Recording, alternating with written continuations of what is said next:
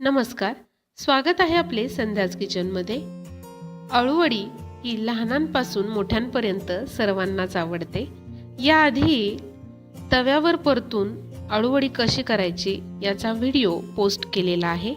आज आपण पाहणार आहोत पारंपरिक पद्धतीची अळूवडी. चला तर पाहूया मग ही कशी करायची.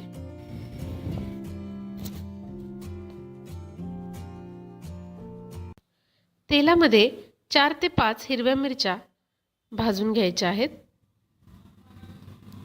तेलामध्ये मिरच्या भाजून घेतल्याने छान अशी टेस्ट वडीला येते. आपण मिरच्या कच्च्या देखील वाटणामध्ये वापरू शकता. आता या तळलेल्या मिरच्या एका मिक्सरच्या भांड्यामध्ये घेत आहे.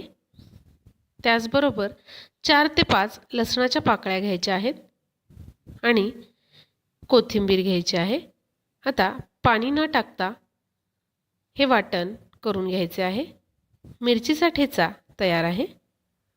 त्याचबरोबर भाजलेले तीळ आणि भाजलेले जिरे घ्यायचे आहेत आणि याची पूड करायची आहे.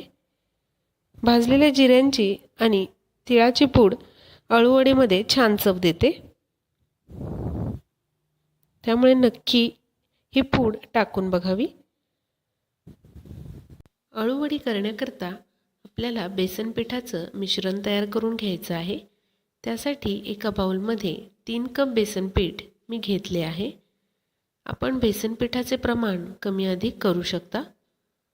त्याचबरोबर 3 चमचे ज्वारीचे पीठ इथे मी घेणार आहे आणि भाजलेल्या जिऱ्याची आणि तिळाची पूड यामध्ये टाकायची आहे. चवीनुसार मीठ टाकायचे आहे आणि अर्धा चमचा हळद टाकायची आहे. आता पिठामध्ये हे कोरडे मसाले व्यवस्थित मिक्स करून घ्यायचे आहेत. आपण यामध्ये थालीपीठाची भाजणीही 2 चमचे टाकू शकता. आता यामध्ये हिरव्या मिरचीचे वाटण टाकावे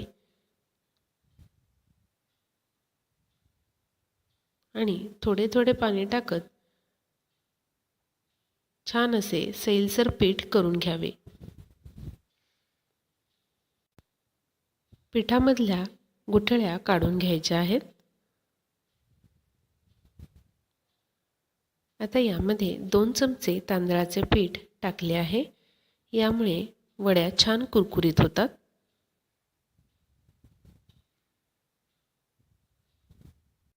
पानांवर पसरवता येईल या पद्धतीने हे पीठ सैलसर करावे.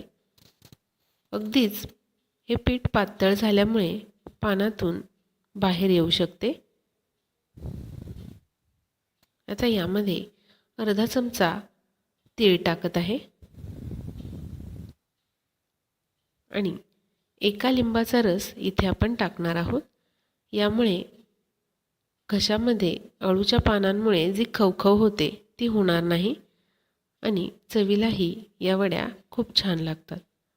त्याचबरोबर पाव चमचा हिंग टाकलेला आहे. हे मिश्रण तयार आहे. वडी करण्याकरता अळूची पाने घेतलेली आहेत. पानांची देठे काढून घ्यायची आहेत आणि पाने स्वच्छ धुवून घ्यायची आहेत. आता एक पान घेऊन ते पलटी केलेले आहे आणि पीठ व्यवस्थित असे पानावरती पसरवून घ्यायचे आहे.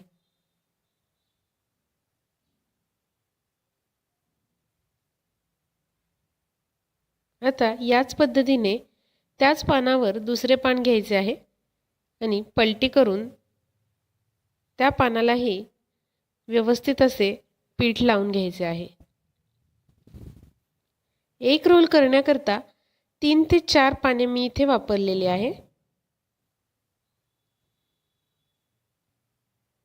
पीठ जास्त सैल झाले तर ते पानामधून बाहेर येऊ शकते किंवा व्यवस्थित ते आपल्याला पानावरती पसरवता येत नाही.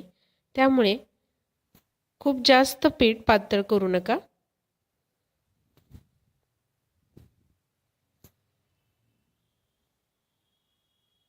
याच पद्धतीने सर्व पानांना मी पीठ लावून घेत आहे.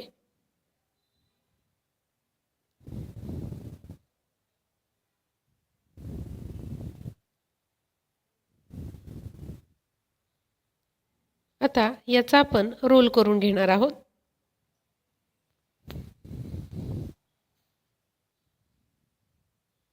रोल झालेला आहे याचा.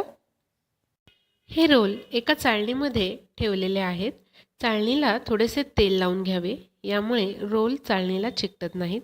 दुसरीकडे एका भांड्यामध्ये 2 ग्लास पाणी गरम करून घेतलेले. आता यावर चाळणी ठेवावी आणि त्यावर झाकण ठेवून हे रोल 10 मिनिटांकरता मध्यम किंवा फास्ट गॅसवर शिजू द्यावेत. 10 मिनिटांनंतर गॅस बंद करायचा आहे. आता हे झाकण काढूयात. रोल शिजले आहेत का ते चेक करूयात. हाताला अजिबात पीठ लागत नाहीये. आता हे रोल थंड होऊ देऊयात. रोल पूर्णपणे थंड झालेला आहे. आता याच्या आपण वड्या पाडून घेऊयात. रोल पूर्णपणे थंड होऊ द्यावा, त्यामुळे अगदी सहजपणे या वड्या पाडता येतात आणि आकारही छान येतो. या वड्या आपण छोट्या किंवा मोठ्या साईजमध्ये पाडू शकता.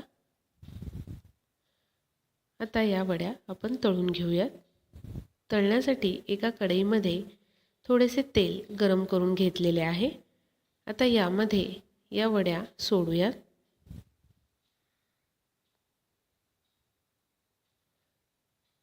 आणि मंद गॅसवर या 2 ते 3 मिनिटं आपल्याला तळून घ्यायच्या आहेत. आपण ह्या वड्या तव्यावर शॅलो फ्रायही करू शकता.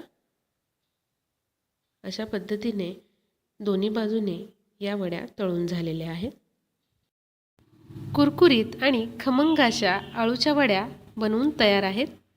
आपल्याला ही रेसिपी कशी वाटली आम्हाला कमेंटद्वारे कळवायला विसरू नका आणि आवडले असल्यास लाईक, शेअर करायला पण विसरू नका. धन्यवाद.